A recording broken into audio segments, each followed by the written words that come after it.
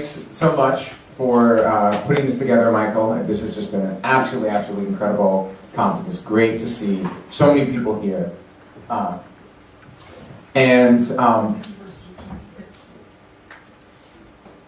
just getting a timer started so I can keep myself accountable. There we go. So thanks again. I'm your friendly neighborhood poster child. And I'm going to talk today about the state of the ACE movement. And to differentiate from some of the other things we've been talking about, the movement I'm talking about is different from the ACE community, which is asexual people, grays, demisexuals, and our allies.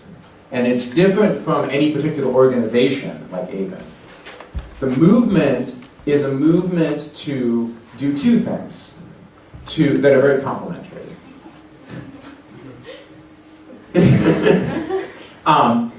The first thing is to create a safe space for ACEs to figure ourselves out.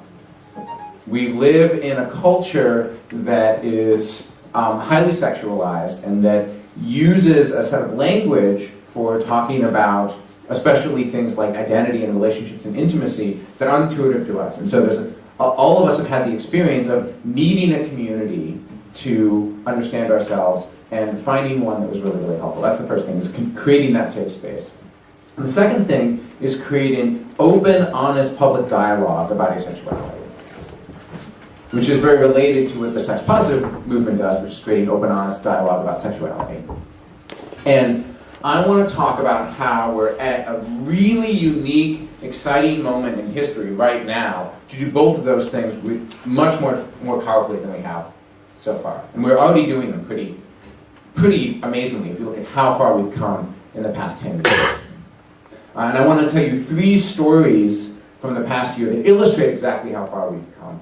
And I think most of you were here this morning to hear Matt, your excellent talk. So you can get a sense of how far we've come since just kind of 2001. The first story is about where we've come in our partnerships with the LGBTQ movements. So there's, in the US, where I'm from, there is this big national conference every year called Creating Change. Creating Change is the place that the national LGBTQ movement gets together. It is where all the political movers and shakers meet. It's where the biggest relationships happen. It's where the biggest policy discussions happen. It's where the biggest political strategy kind of minds get together to really all talk. And we've been trying to get a workshop at that conference for the past 4 years. Every year we'll submit a workshop, and every year they'll reject our workshop. Even though they know that asexuality exists, even though there are organizations that accept us, we just kind of weren't important enough. We weren't high enough on their radar to get accepted into that conference. And this year, because in large part of the documentary that came out, which we'll be seeing later, that changed. And for the first time, there was a conference on asexuality. And we were really excited because we were hoping that we would get some of these kind of strategic thinkers to really think about our movement for the first time. And here's what happened. To give you an idea, at Creating Change, there are at any given time 15 workshops running simultaneously. And average size for those workshops varies, usually between 10 and 30 people. We had our documentary shown in a room that was only slightly bigger than this. And we had over 150 people show up. Imagine this room with every seat filled, with every, twice, about half again as long in the back, every standing room on the side and on the back completely filled. They actually had to turn away people for fire reasons. Not too many, thankfully. But there was a huge outpouring of interest. Way more than we expected, way more than the conference organizers expected. There was so much interest that after the movie, we had an impromptu session in the hallway with 40 people, which is already more than most conference sessions got, all talking about asexuality. And the reason that there were so many people who came to the movie who wanted to talk about asexuality is that there have been campus LGBT groups and in community centers and in places all over the US, and this is mostly the US, some Canada, places all over the US, there have been ACEs coming and asking for support in LGBT spaces, and organizers who don't know what to say to them. Because of the visibility work that we're doing, we're seeing this huge outpouring of people looking for support, not just online, but offline through the movement. And the grassroots of the LGBT movement realizes that and wants resources. And that's why there was this massive, massive outpouring of support. One of the big victories that came from that conference session, you were alluding to earlier, was our alliance with the Trevor Project. We went out and had lunch after that with organizers from the Trevor Project, Sarah Beth Brooks and I. We talked about the need to integrate asexual resources into their hotline, which is which prevents, like you were saying, self-harm and suicide, self-harm prevention hotline for youth, for especially queer and LGBT youth.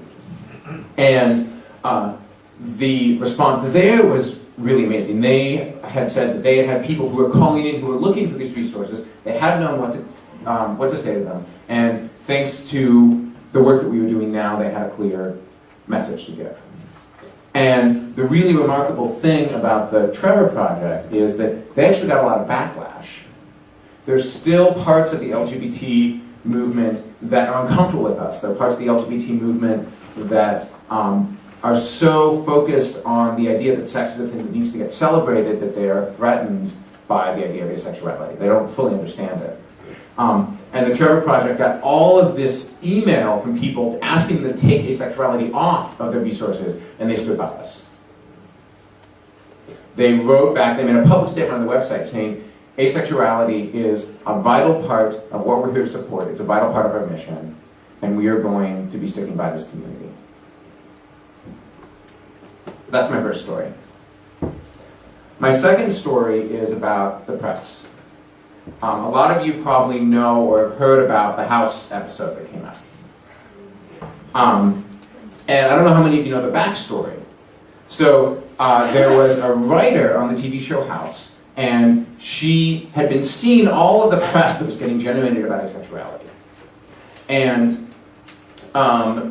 thought that it was new, that it was fresh, that there was a story there that wasn't getting told. And so she wrote this really amazing episode where she did a bunch of research, and she did a bunch of really good education work on asexuality, and she had characters. So there was an asexual couple that came into the office for something totally unrelated to their asexuality, and they happened to offhandedly mention to House that they were both asexual, and House freaked out and said, there must be a problem, I've got to cure it.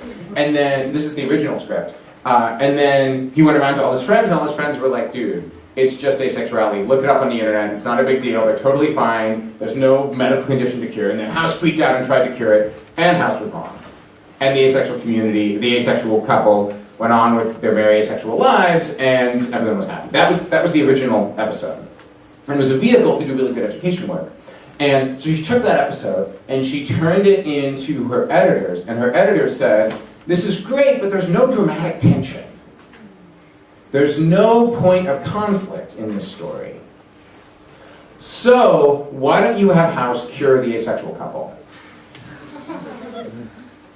Which is a little far to reach for a point of dramatic conflict, but that's what happens. You have this great episode, and at the end, it suddenly completely crashes. And it crashes because, not because these are bigoted, evil people at Fox, though that happens too. It crashes because they don't know how to tell a story about us that's interesting. They don't understand what we're struggling with well enough to be able to make a compelling asexual character. And that's why you see so few characters so far who openly identify as asexual, even though there are a number of characters who are very clearly based on asexual people. If you look at, is it Benedict Cumberbatch? Who's played Sherlock? Yeah. Uses words from the ace community to describe his character in interviews. So it's clear that we're getting researched, but we're not yet to the point where openly asexual characters are getting talked about. And this is going to happen in the next, I would say, 2 to 3 years. We're going to have the first round of asexual characters in fiction, and those characters are going to put in place public stereotypes about asexuality that don't exist right now, but that are going to be impossible to remove once they're there.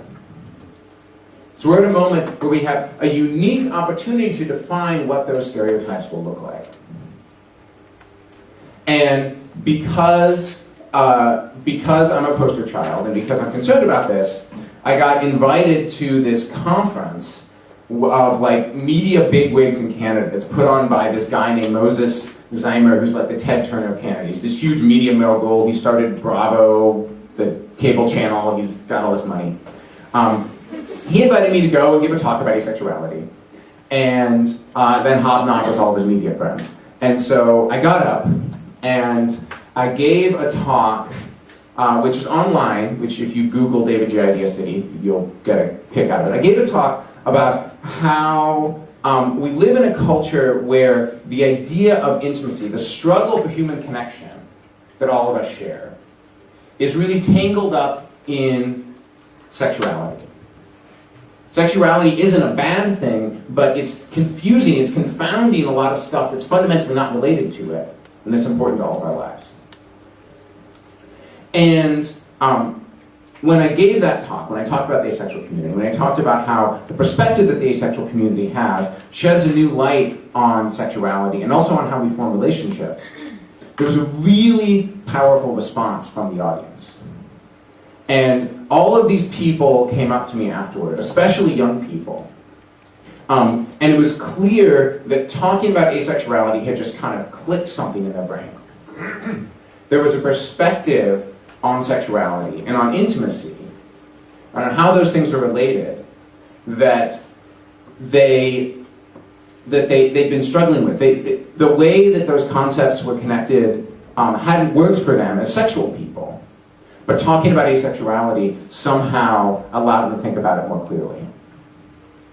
And this is something, I don't know, for those of you that do visibility work, I don't know if you can relate to what I'm talking about. But there's something that happens when sexual people talk about asexuality that is a little bit transformative and a little bit powerful. And I could see that thing going on. And other people, the media people at that conference, could see that thing going on. And they were like, this is interesting. So I went up to the Ted Turner of Canada, this huge media mogul, who was observing all of this and like stroking his little beard. And I said, I told him what I just told you. We're at this place as a community where the first asexual characters are going to be coming out. And where we get to determine what the stereotypes about asexuality are going to be. This is a place that the gay rights movement, an opportunity the gay rights movement never got, an opportunity the trans rights movement never got. And I was like, who do we talk to? What do we get? What do we do to make sure that we capitalize on this moment as effectively as we can? And what he said was, he said, you've got this online community with what, like 50, 60,000 people in it. You need to start telling stories. You need to start telling stories, and you need to start looking at the stories that are already being told and organizing them and making them accessible to people who create culture, to the kind of internet in general, so that people understand what you're struggling with. People understand why asexual characters are compelling, and that nugget, that moment of transformation that happens when sexual people learn about asexuality, if you can begin to encapsulate that in stories about yourselves, then you'll have stories that are accurate, that are really deeply compelling for the media, because what the press is looking for, both the kind of news press and the press, the fiction, TVs and movies, what they're looking for is something fresh that makes people think in a new way. Not think too much, but think enough. And that's something that you all can provide. That's my second story. My third story is about San Francisco Pride. So every year for San Francisco Pride, we have a barbecue in my backyard. And we have something that's much less well organized than this. We have a little unconference where people suggest topics, and then we have little breakout discussion groups. And this year, the discussion groups were all about two things. They were about the way that we form relationships. There was a discussion group on touch, there was a discussion group on consent, and they were about the diversity within our community. There was a discussion group on asexuality and race. There was a discussion group on asexuality and ability. There was a discussion group on asexuality and mental health and how we're engaging the mental health profession. And how we internally as a movement talk about mental health. And what really struck me is that we are beginning to move, a lot of our community, I think this has been going on for several years, a lot of our community is beginning to move to a much more sophisticated discussion about asexuality than has been happening historically. Historically, we've talked about identity. We've talked about understanding ourselves, and that's baked into the mission of what we're here to do. And I think that we're getting to the point where we are interested not only in understanding ourselves, but in understanding the massive axes of diversity that exist within our community, and in finding ways to bridge those. Because if we can begin to draw connections across different language communities, which is part of why I'm so excited about the work that you've been doing. We can draw connections across different language communities. If we can draw out experiences of that really highlight the intersections of asexuality and gender, of asexuality and neurodiversity, that really get into the different elements of romantic and aromantic experience, in the gray A community, then that's where we'll be able to find the kinds of stories that have the transformative power that I'm talking about. It's only by really embracing and engaging with our own diversity as a community that we'll be able to do that. Because there's a particular kind of story that we've been telling, and it's my story, and it's not enough. There are a lot of stories out there that we need to be telling that we're not, because they don't happen to be my story. They don't happen to be the stories of people that, many other people in the media team that look and behave like me, and I think that's because our internal ability to share those stories and connect them and bring them to the top is still getting developed. So, what's the state of our movement? I think we're in a place where the broader social discourse about sexuality is on the verge of being disrupted, somehow. It's on the verge of being disrupted because sexual people are not happy with the language they're using to describe their own sexuality. Sexual people are not happy with the concept of dating, with that as a ritual for connecting with one another in terms of sexuality or in terms of intimacy. They are not happy with a lot of the categories and the way that sexual orientation is talked about in really mainstream, especially mainstream LGBT discourse, as a label, as an identity. And I think that part of why we've been getting so much attention from the LGBTQ movement, and increasingly from the mainstream LGBT movement, and part of why we've been getting so much attention from the press, has to do with the fact that they see us as a new frontier of that discourse. Of a discourse that isn't just important to us, but it's important to a broader social discussion about sexuality. And I think that the way that we participate in that discourse is by doing three things. First of all, we need to build our own internal cohesion. We need to build connections across the cultural gaps that still exist in our community, across gaps of language. We need to look for points of intersection and really explore them, especially points of intersection around gender, where there's hugely disproportionate number of ace people who identify as trans and trans people who identify as ace. Points of intersection around language, points of intersection around age. We're still a very young movement.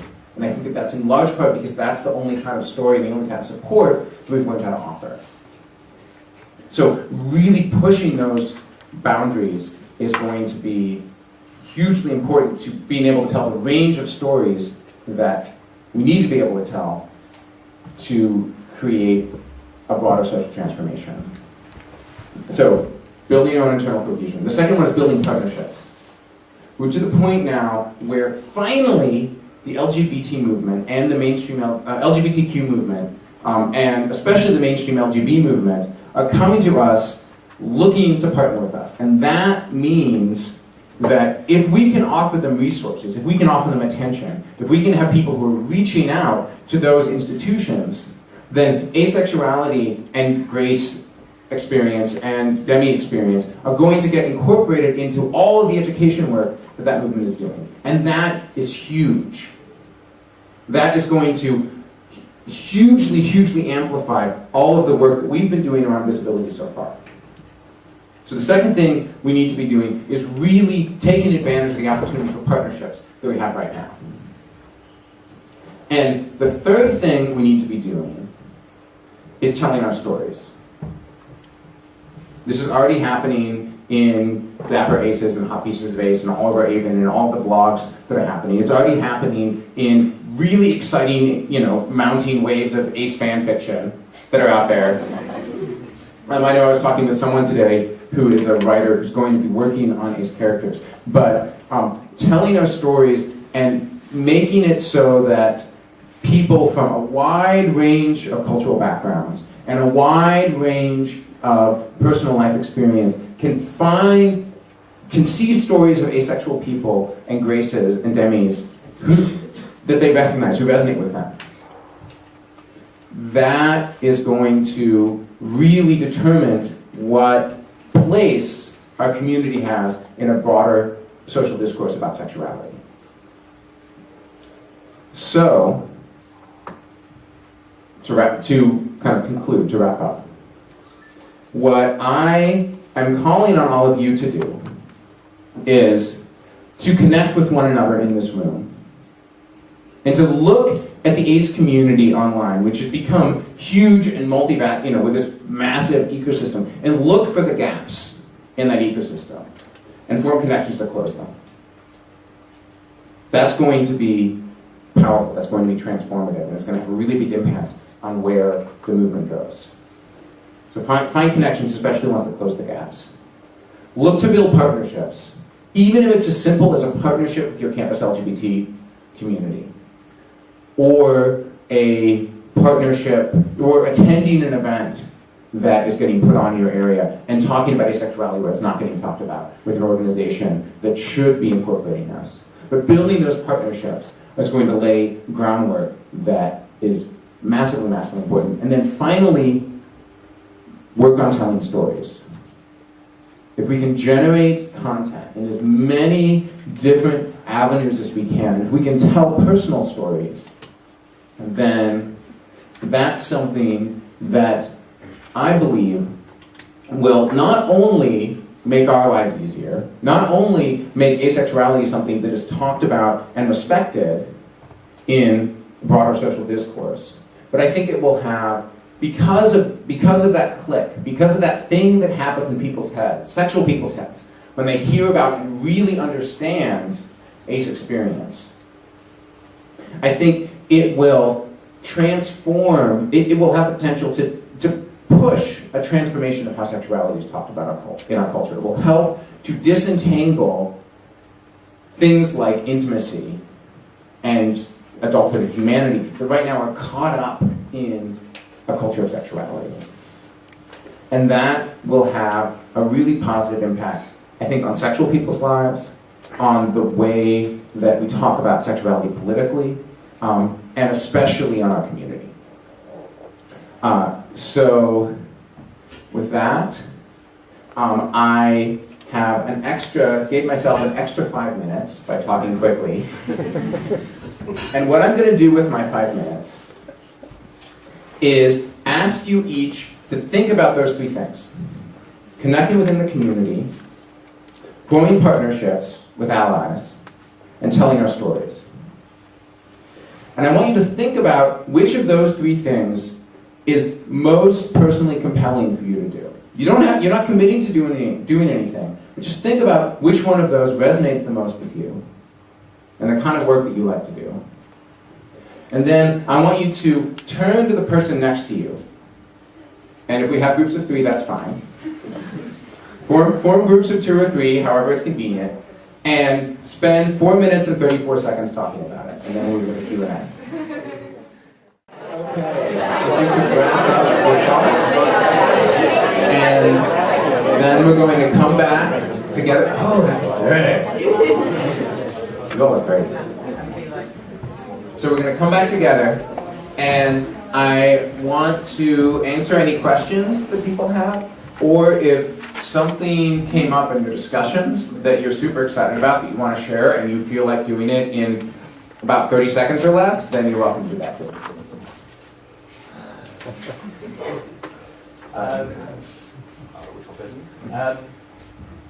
I'll go for the one about, you mentioned this thing about clicking something in sexual people's brains. And I was thinking, like, there was a discussion about yesterday about assumptions that they'll make, so that they see disabled people, they'll kind of assume that they are still asexual, or that, okay, basically if they don't want to have sex with them, then they obviously don't want to have sex with anyone else either. So, and sort of the techniques, so you can look at them, so you're looking at that disabled person, you're assuming they're asexual, and then you're looking at me, because I'm very good looking, very good looking. So you're assuming that I do want to have sex. So it's got to be one of the techniques that what techniques can you use to kind of make that switch in people's brain? Like say, bring something that is a subconscious assumption in their head and bring it to the surface so they actually have to think about it. What techniques can we use?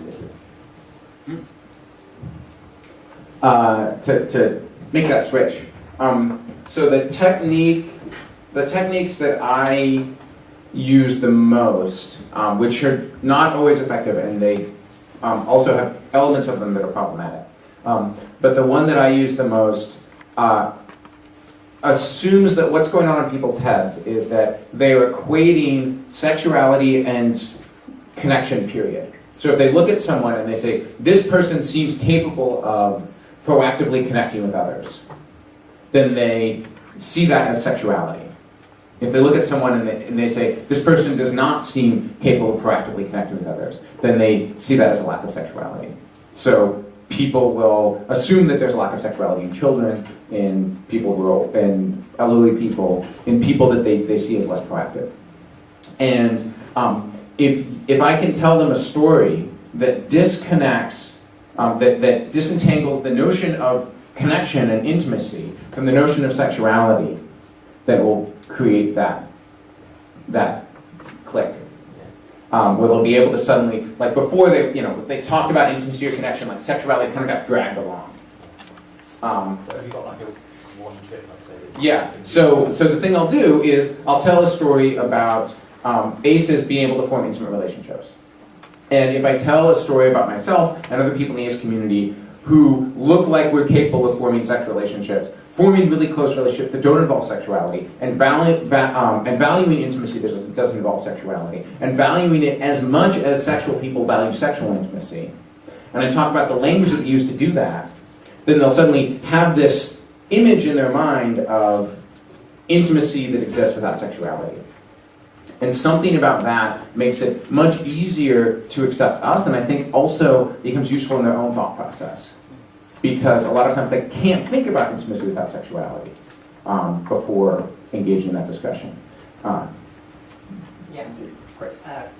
Just quick. I just want to say what you were saying there originally. This concept of how you can be something people expect to be sexual and use that to turn that around. That's the model that the community has had for the last 8 or so years, and that's recently received quite a lot of critique. This concept of the gold star asexual, how everybody has to be asexual in a way that can't be invalidated, and no one can, people can say to you, if people go, well, you're just ugly anyway, so, or oh, you're just transgender, or oh, you're disabled anyway, that sort of thing. And I think what's important now is for us to kind of start seeing asexuality as more of a kind of intersectional thing, which is an academic term I'm aware, which I'll now define, which is, that you can't take it in part, but we are all asexual in a very personal way, and we're all asexual in a very different way. And I think that, as I did earlier when answering a question, people who are disabled, people who are in these intersectional identities, can actually give unique perspectives that are different from what we've had all along. So I can say, people, for example, who have hormonal issues, we have constantly been dealing with people saying, well, you have hormonal issues, this is the thing.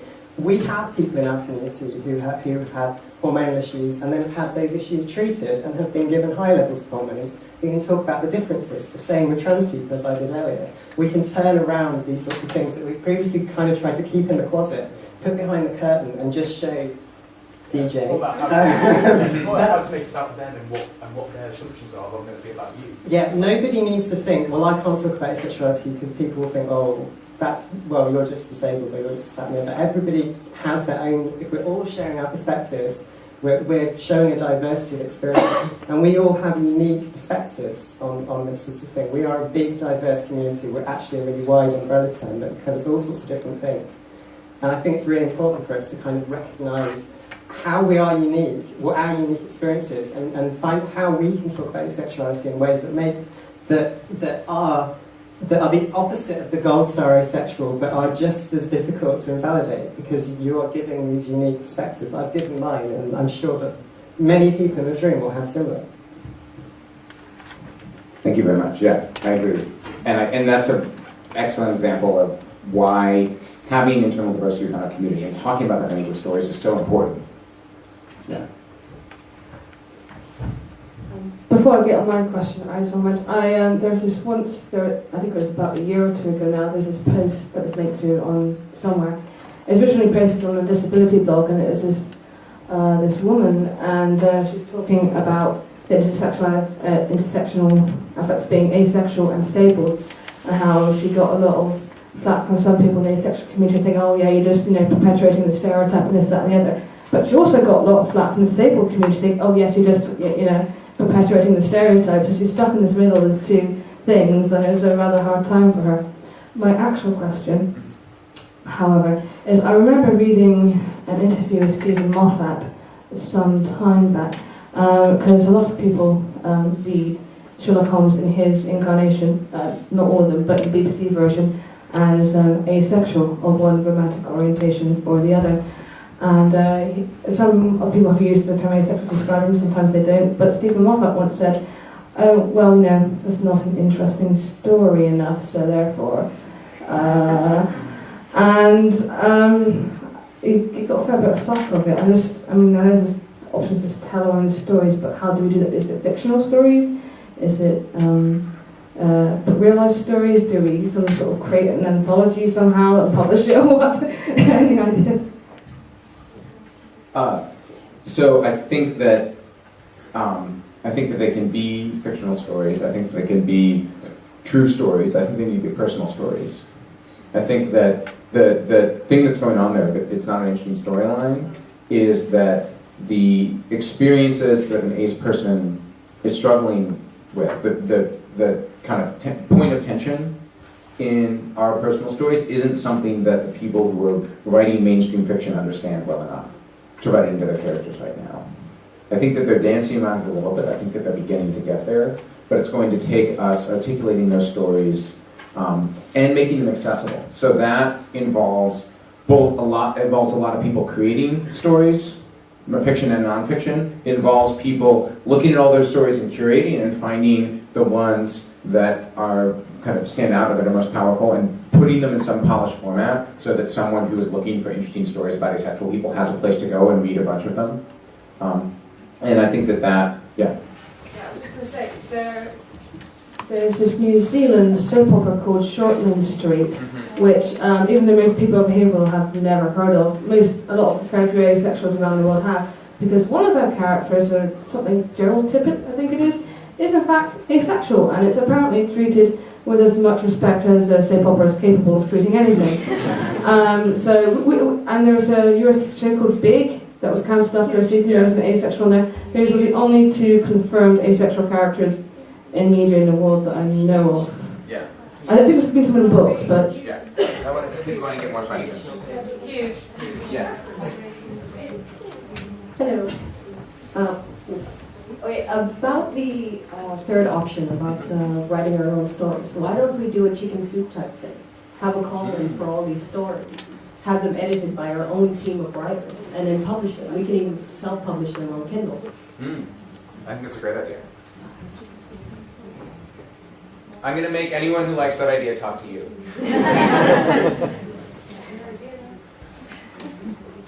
Okay, I'm in a very rare position. I'm the chair of a trans support group and co-chair of a bi support group in Brighton. I've also got the ear of the local council, which is the first green council in this country, and also particularly with the Equalities Department. Now, if I feel up to it, and I have a mild form of ME, I could try and push something through Brighton Council, which at the moment are doing the trans scrutiny, which is something that's never ever been done to make sure that the council policies are suitable for trans people. I can foresee a time when that might be possible for asexual people. I'm not going to be able to do it myself alone, but I have the contacts there. So if anybody would like to help me, I think we can do it.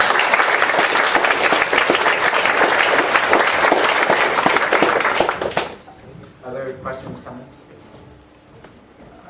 Get some of that.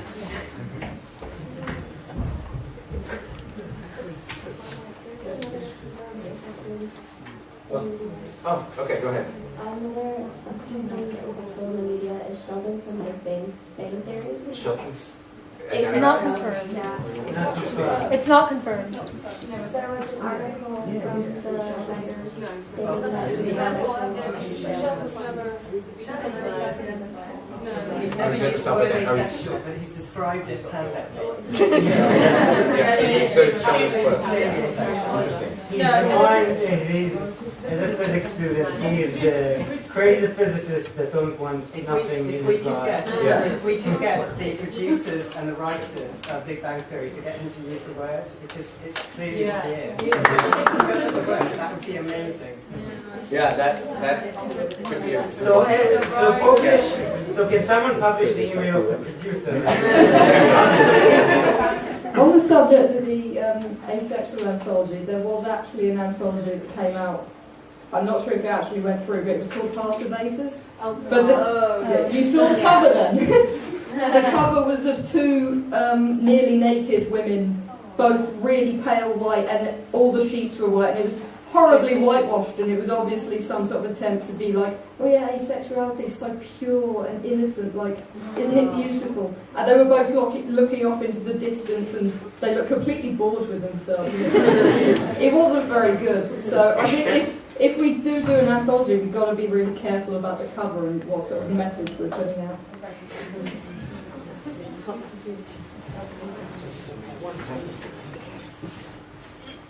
Hey, I just wanted to comment on something similar to what Neff was saying, which was that BJ, I think you'd agree with this based on what you were saying earlier, which is that the media kind of gets stuck in this closed loop where they've seen white, cis people in couple usually, and so that's sort of who they seek out in the future. So I was wondering if you had any ideas for like how to push forward the stories of people who have not been as prominent in media in the past. So so we keep the mic out there, I'll just answer by speaking loudly. Can you all hear me? Yeah.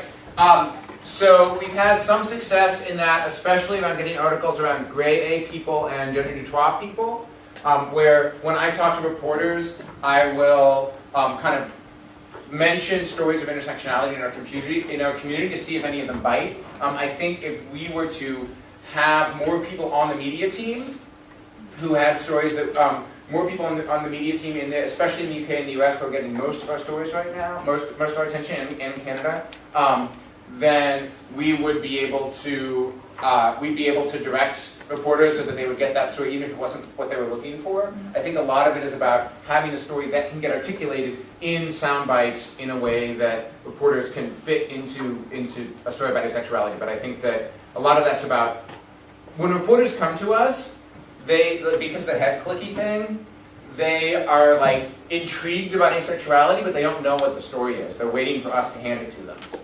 And if we hand them a really compelling story, then that's what they'll write. So I think it's more about our ability to present that story than it is reporters explicitly looking for it. Thank you.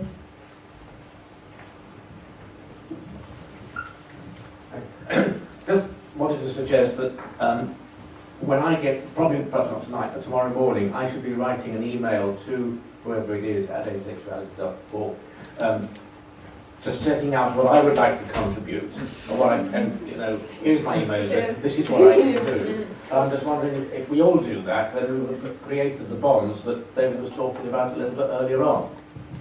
I would encourage you to do that. I would also encourage you to find people here who you can form email addresses, because the best way that organization happens is when it clusters, is when we can have people clustering around projects at conferences like this, rather than all going through the project team. But definitely, if you want to get involved, if you're excited, email the project team, and they'll get right back to you. On a similar thing, I've just got elected to NUS LGBT committee. First asexual. So if anyone wants anything studenty, come to me and do things. If we can take one more, and then I want to wrap up. I think the very first question was, how do you get people to see the difference between sexuality and intimacy? But I know several people, certainly as a student, who are very sort of, when you explain it to them, they're perfectly happy with it, but their response is almost always, how can you not want it? How do you sort of get them to see, because that's a very deep-seated thing in society, and you could argue evolutionarily, of sex is good. And yes, it is, but how do you get some people to understand it's not as important to other people? Because that's sort of the hardest thing I found at the moment. So, to answer that and also to touch on the points from the earlier discussion, I think the biggest, most important thing is to talk about what we do want, and to hold sexuality up next to that. So, for me, I talk about desiring mostly a romantic connection and some romantic connection, and I talk about the struggle that I have and the successes that I've had in finding that as an asexual person. There's other people who desire very different things, who are going to talk about those things that they want and the struggles to get them. But I think that being able to talk about something we want that most people associate with sexuality, but that isn't associated with sexuality for us, and holding that up next to sexuality to establish the difference is the key to getting past what you're talking about. Because when people say, how can you not want it? It is much bigger than specific acts of sex. And even sort of sexual touch in general. It's sort of this very wide, encompassing thing about connecting with oneself and connecting with other people and manifesting a sense of self-worth, 90% of which isn't actually about sex and is still there for us. And if we can point that out to them, then I think we've created the change we want to create.